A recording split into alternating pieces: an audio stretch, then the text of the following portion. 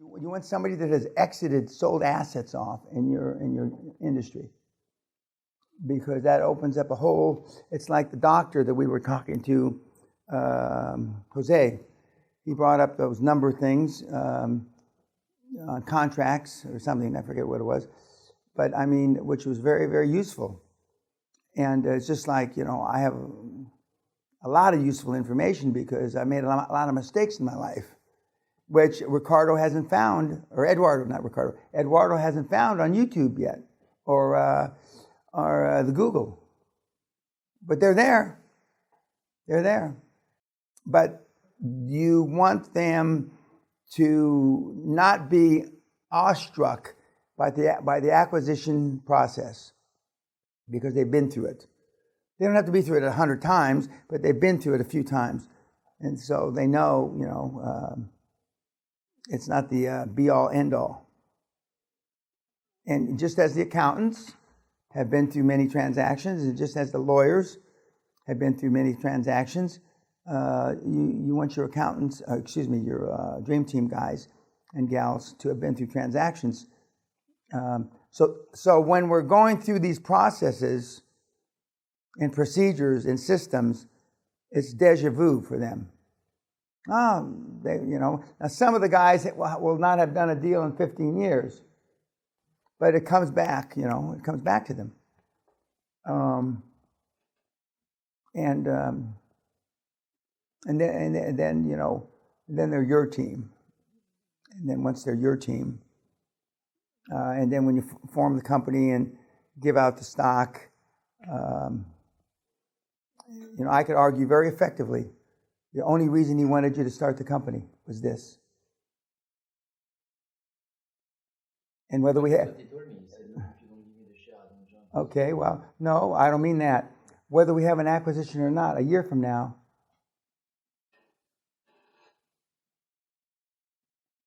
it has nothing to do with the fact that he introduced you to anybody. He would ask for it anyway. That's why he's going to get nothing. That's why, I've been doing this a long time, guys. There's no reason to do it. Okay. Who's on first? Who shot John? Vincent? Yeah. There's a famous... Abbott and Costello were famous comedians in the 50s and 60s. Just like the Three Stooges, Larry, Moe, and Curly were famous comedians in the 40s, 50s, and 60s. And they did a famous routine, who's on first in baseball. Who's on first? No, you're on first. No, I thought you... And it's a funny deal. And then Who Shot John is another famous comic skit. And they made famous. And like everything else, there's Lou Costello and Bud Abbott. And Lou Costello's granddaughter, I knew from one of my brief interludes flunking out of university. And she went there. I think her name was Susan Costello. And I knew, and that's how I found out about, there is a place in Los Angeles for old retired movie stars that don't have enough money. The movie star retirement home or something out in Woodland Hills or something. And a lot of guys and gals that don't have enough money. Years ago, a lot of big actors and studios put up tens of millions to build this resort kind of place where they kind of go out there to die. And so I found out about it because this girl, Sue Costello, used to visit her uncle or somebody. Anyway, so, for those of you that remember an actor named Mickey Rooney, who was a child star who became a star, even though he's a little guy, he became an adult star. And I think Mickey just died in the last few years. He was one of the residents out there. And they have such a home here in Britain. And anyway, just when you've been around a long time, you know a lot of statistics. Okay, what else? Say if a few board members decided to go off to their own and decided to start another deal in the same industry, just because they swap spits, they're like, oh, let's do this instead. Kira's a dumb bitch. We don't need her, right? Okay. We have signed NDA, but there's no official directorship agreement or anything. That's the best way to keep it. Okay. So now, okay, I understand. You mean your situation? So what are you asking me? So what do we do in that situation? You mean when they all leave? Or half of them? Well, you say good riddance to bad rubbish. I mean, better now than down the road. The worst time for this to all happen, there's no good time. I'm not, please believe me, I'm not trying to tell you it's a great time, but the worst time for it to happen is just prior to your first board meeting, when you're having your accountants, your lawyers, your banks, the first acquisition, you set a closing date, and then, you show up for the board meeting, and either one, nobody's there. Why aren't they there? Because your CEO called everybody and said there's a change of venue. Instead of, we're in Philadelphia to meet. Philadelphia. You're in Philadelphia, right? Where would you meet? Okay. Well, it's not there. Now it's at the Ritz-Carlton. So you show up. You check your diary. Okay. Either the day before they met. That's smart if they're smart. They meet the day before. They don't meet the same day. Because I've had them try that, and I found the fucking hotel. But they meet the day before. Or they meet in another city. I mean, a suburb of Philadelphia. The city of brotherly love. It's called that because it's not the city of brotherly love. But that's a whole other story. And so you show up, and your chairman, for whatever reason, he's having a knee operation again, and he's not there. And so you go, what the fuck do I do now? And so but you haven't issued shares, you haven't done any of those things.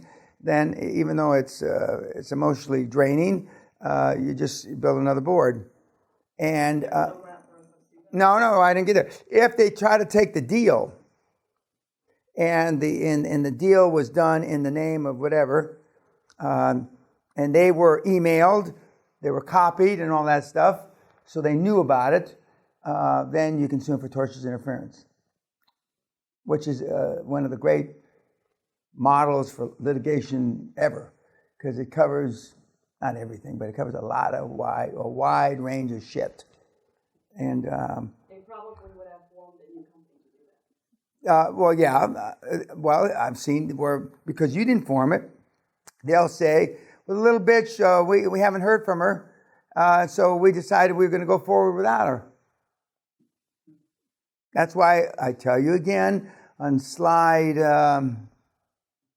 840 something, that to keep in contact, periodically send these board members shit, updates. But separately, you don't let them communicate between. Well, no, but they're going to start. Because ideally you send one email to only one address, but what you do because you're lazy, you put everybody's fucking email address on. So they will find out, and even though you tell them you don't want them to swap spit, they're in there swapping their business cards and shit. So, the longer you let this run, the higher the probability, several things. One, that it doesn't happen. Two, that they cut your head off. Three, they contact each other. Okay? But if you keep them, this is your bi-monthly update. But you kids are lazy. You don't do that. Why? I got nothing to say. You're going to say, I don't have anything to tell them. Well, we're working on, there is always something to tell them. If you have nothing to tell them on an update, that means you got your thumb up your ass, you're not doing anything. If you're not doing anything, it's going to fail. You are doing things. Otherwise, what you're putting what you're putting down in your weekly reports are lies. Which that's a whole other subject matter. Not always are the fucking what you tell me the truth. Now, years ago, I stopped checking them because and I told you not to cut and paste. I tell you that on your reports. Yet you still cut and paste. And you think I don't read. I mean, fuck. Anyway, but, as I decided maybe, 6-8 years ago, I can bring you to the trough, and I can stand on your head to make you drink once or twice, but I can't make you do it if you don't want to. And there's only a couple examples up there where I really beated them, as my kids used to say, to succeed. The rest, they were like thoroughbreds. They'd fall and stumble and on their dick and make mistakes, but they were getting up running. Fuck, I don't need to do that again. I got carried away there. I don't need to do that again. So getting back to they may have started a new company, and then if they're going after the same acquisition and you've updated them in an email listing the acquisition, then you got them dead to rights. And the fun thing is to try to link in a private equity in a bank or an insurance company, because they don't want any part of those lawsuits. And you can often legally, morally, correctly extract money from them. I know people that's all they do is engage in sucker plays to get big guys involved so they can sue them. There is a whole underbelly out there that's all they do. And hope to God somebody tries to steal the deal, and hope to God that the PE firm has got your name and the fucking deal on their fucking email. And then malpractice time. And we're not recommending that, but there is there's a whole group out there that do that. There's a lot of different ways to skin these fucking cats, and not all of them are so professional.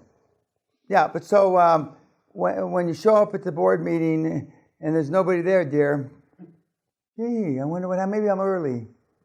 You look around, and then when you go down to the lobby and your name, you know how they put on the lobby who's meeting in the buildings? Oh, yeah, it says there, room 306. Well, maybe I went to the wrong room, and you go back in the room 306. Unfortunately, I've had that happen to me. Yeah. Oh, yeah.